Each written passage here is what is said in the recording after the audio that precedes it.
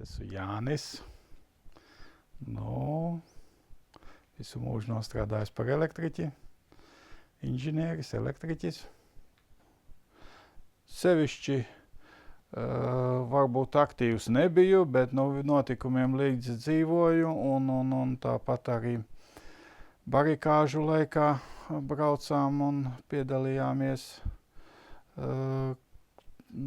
tajās nevardarbīgā pretošanās kustībā, lai aizstāvētu Latvijas augstāko padomi.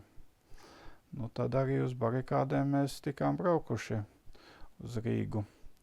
Tur galvenokārt, lai aizstāvētu pašu augstākās padomes ēku, ministru kabinetu un sakaru iestādes, jo toreiz jau nebija tie sakari tā kā tagad ir mobīlie telefoni un daudz kas cits, internets un tas pieejams, kas sakaru ziņā toreiz bija galvenais telefoni. Tie bija, caur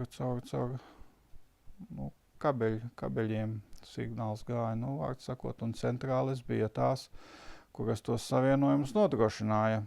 Es pats personīgi biju pie sakaru centra aizstāvēšanas, sakaru centrāles aizstāvēšanas. Bet pat cik mēs to visu Tautas fronte organizēja kā nevardarbīgu pretošanos, viņiem nebija iemesla mūs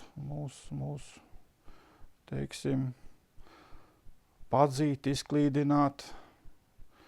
Katrā ziņā tas bija ļoti iespaidīgs spēks tauta, kad nostājās pretī padomju karaspēkam.